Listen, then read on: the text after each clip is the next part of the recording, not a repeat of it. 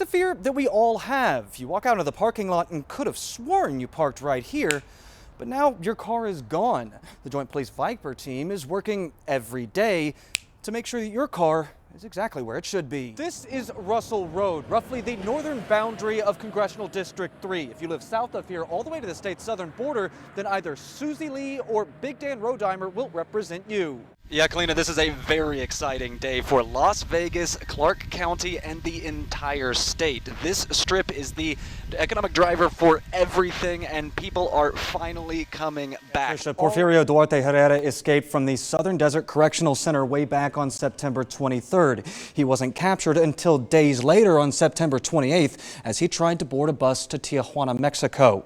Now, nearly 2 weeks later, NDOC has released this internal memo sent to employees yesterday detailing his escape and their response. All of this black tar is fresh. The county covering up all of the racist graffiti underneath, but people living in this community say that that is not enough. They say that they want the ideology behind it rooted out and driven from this community. So just in the last few moments, Las Vegas Fire and Rescue announced that the death toll has risen to 5 following that fire here at the Alpine Motel Apartments on 9th Street. 4 people died here on scene. That one being announced in the last few minutes. 7 people were taken to the hospital, 5 with critical injuries, and right now the cause of this fire is under investigation. And while there is no question that both Alien Stock and Base Camp produced a lot of fun times and at least one absolutely priceless viral sensation that was a Naruto runner behind reporter Joe Bartels, in the end this is a money-making business and the cash fell well below expectations.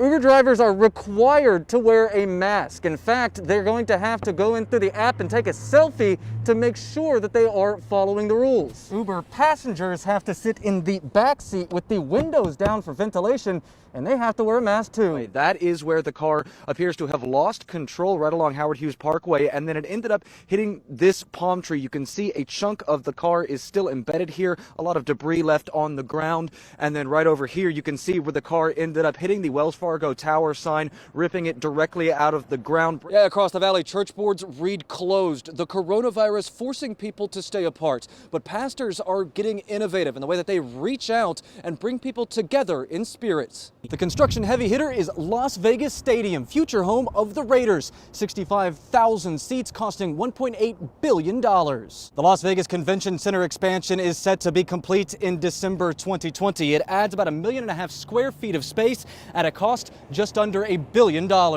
Hotel rooms are on the rise too. The planned Circa Resort and Casino alone adding 777 rooms to the projected total just shy of 2,000 coming next year. A team of researchers over at UNLV knows that your body processes this virus and then gets rid of it, just like everything else, right down the toilet. So they are going to the sewers to do the hard work that could save a lot of lives. At first glance at this pen, you don't think much of it. You definitely wouldn't think that it's a massive achievement in the last half century of space travel, but it was, and it was all made inside of this Boulder City facility. This medical spa has state-of-the-art technology like this light therapy bed designed to help with weight loss and speed up healing, just to name a few of the benefits. I knew I shouldn't have worn my suit pants to the gym.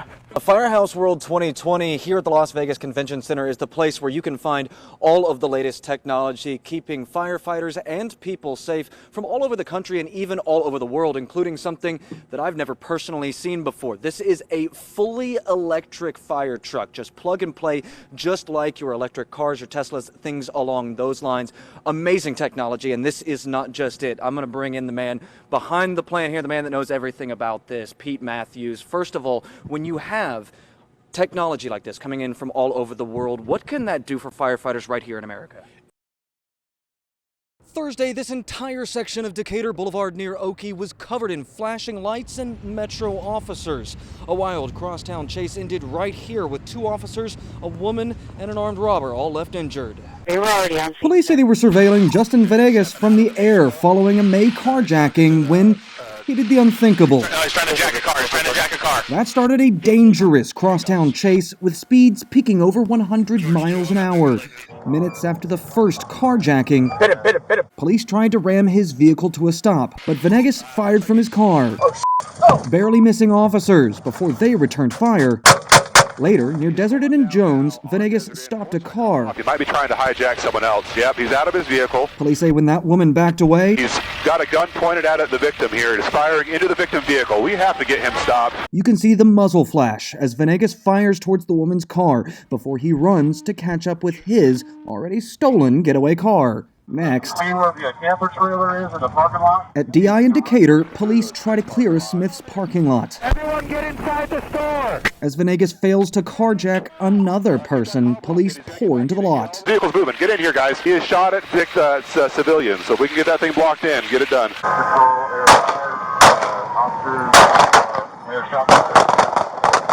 Shots fired again. Shots fired at the vehicle. No rounds hit Venegas. Moments later, the chase ends with a bang. Venegas hitting a canine officer head on. The officer's first thought, his canine partner. Boris, you okay? Boris! Incredibly, Boris was unhurt. Assistant Sheriff Andrew Walsh says the officer is recovering. He's banged up pretty good. You know, you get hit head on by someone trying to kill you at 67 miles an hour. We're very fortunate that we're not burying that officer or the officers that were shot at. Venegas is facing a slate of charges, including 3 counts of attempted murder of a police officer and 1 count of attempted murder. Near Charleston and Decatur, I'm Sean Delancey. Explosive and disturbing new details about Connor Climo's last few months have emerged in court documents after his arrest Friday. The criminal complaint details his plans to attack the Valley's Jewish and LGBTQ communities. According to the FBI, Climo specifically mentioned the Anti-Defamation League regional offices on 215 and Eastern as a target. The first thing that went through my head is how thankful I was for law enforcement. Regional Director Jolie Brislin says the threat is serious, but it's one ADL employees will face proudly. The emotion is that we're doing something right? Because if the bad guys liked us, we wouldn't be doing the right thing. They will need to stay vigilant. Climo's complaint says he was a member of a white supremacist neo-Nazi group called the Führerkrieg Division, a splinter of the Atomwaffen Division. Anti-Semitic, homophobic, and racist ideology and rhetoric is on a rise. Prosecutors say Climo became a member because the group was interested in his knowledge of bomb making. Climo was the only arrest, instilling fear in members of the LGBTQ community who frequent bars in the Valley. You're like, oh my God, I have to worry for my friends and myself. And I mean, yeah, you could just be like out living your life and, you know, have some crazy person come in and like kill everybody for some twisted, hateful reason. Amanda O'Hara says the rise of white supremacist violence has been hard to watch, but she thought it was something that happened far from her. When it's so close to home and it's right here, I don't even really know how to describe it. Brislin says there's really only one option for people now. The groups are out there, and being powerless against them is unacceptable. I think that when we see something, we speak up. You know, even if we think it doesn't affect us personally, but when we see hate, when we hear hate, we check people. You're gonna have to excuse the pun here, but this Popeyes in Henderson along Stephanie Street has been popping all day long. They had to close early yesterday and open late today because of these sandwiches. And Henderson says that police were called here 4 times yesterday just to deal with the traffic because of these long lines. And I'll let you in on a little bit of a secret here. A lot of the restaurants in the area are out, but this one still has sandwiches. Yep, long lines outside of Popeyes. Those who brave the roughly hour-long wait are rewarded with the latest sensation, a Popeyes chicken sandwich. Others back away. Man, I've seen this long line. Edward Scott said no way despite the allure. Must be crack in this chicken sandwich. It's gotta be crazy to wait in a line like this.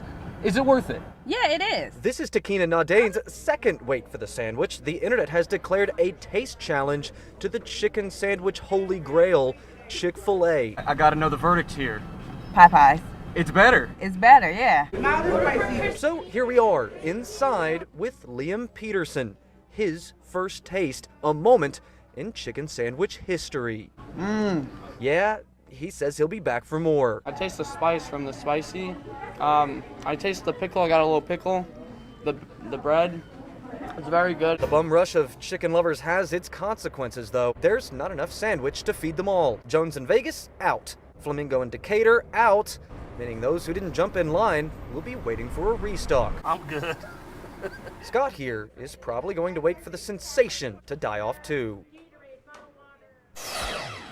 Sometimes you really just can't explain what blows up online, but if you want to find these sandwiches, I've been using the hashtag ChickenWatch2019 to find who's in stock and who's not in stock. And if you want to see Ross's full review of this sandwich, check him out on Facebook and Twitter.